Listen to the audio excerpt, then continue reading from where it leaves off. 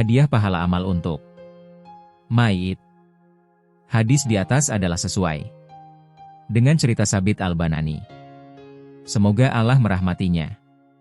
Sabit Al-Banani selalu berziarah ke kuburan setiap malam Jumat. Di sana ia bermunajat kepada Allah sampai subuh.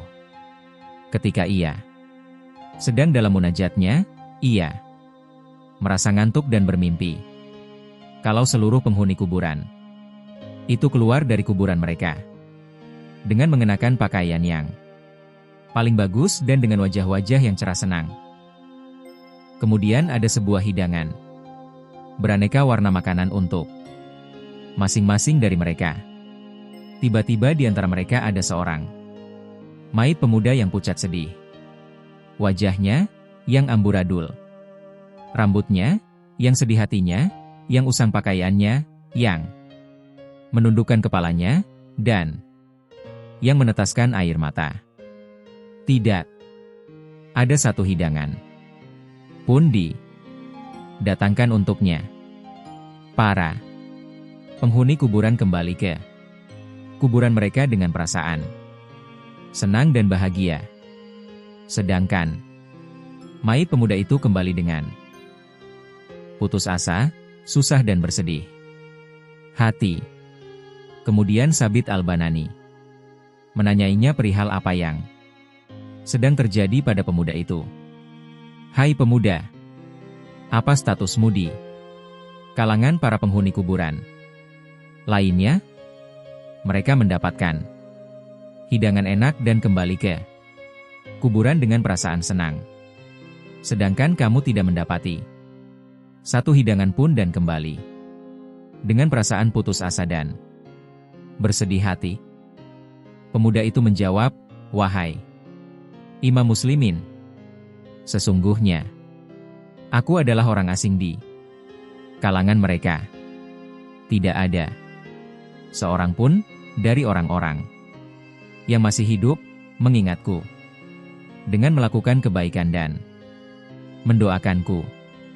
Sedangkan mereka, para penghuni kuburan lain, memiliki anak-anak, kerabat-kerabat dan teman-teman bergaul yang mengingat dengan mendoakan.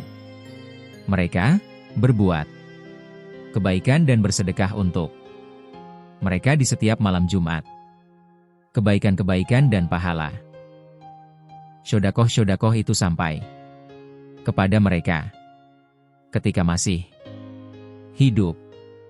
Pada saat itu, aku hendak berhaji. Aku memiliki seorang ibu.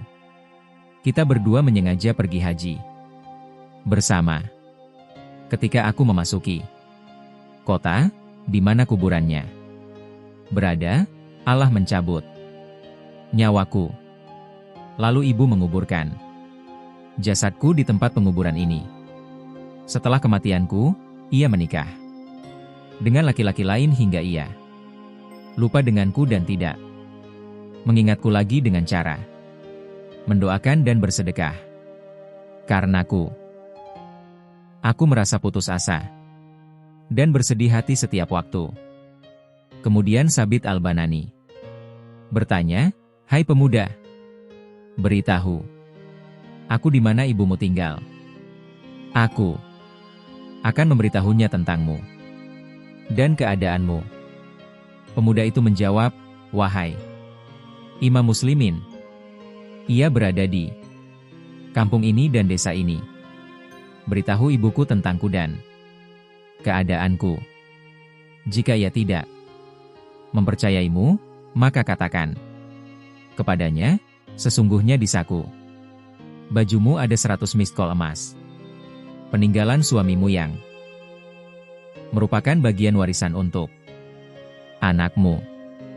Maka ia nantinya akan mempercayaimu.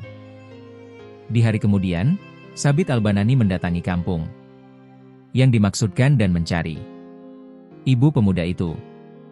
Tidak lama kemudian, ia menemukannya dan memberitahunya tentang keadaan anaknya dan tentang 100 miskol perak yang berada di saku bajunya. Kemudian si ibu pun jatuh pingsan.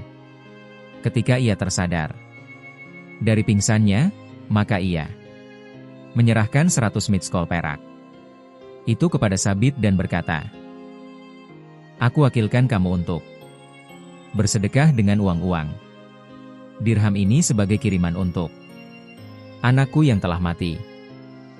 Kemudian Sabit Al-Banani menerima 100 mitskol itu dan mensedekahkannya karena pemuda itu.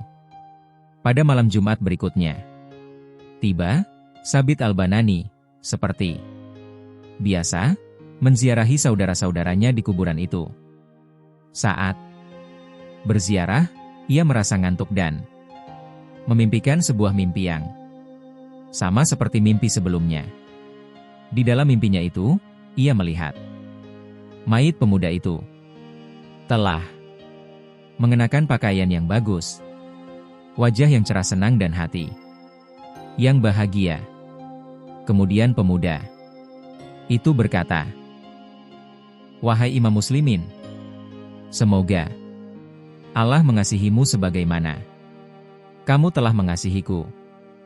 Dari cerita di atas, sudah jelas bahwa orang yang sudah mati akan merasa tersakiti karena perlakukan buruk orang yang masih hidup dan akan senang karena perlakukan baik dari orang yang masih hidup.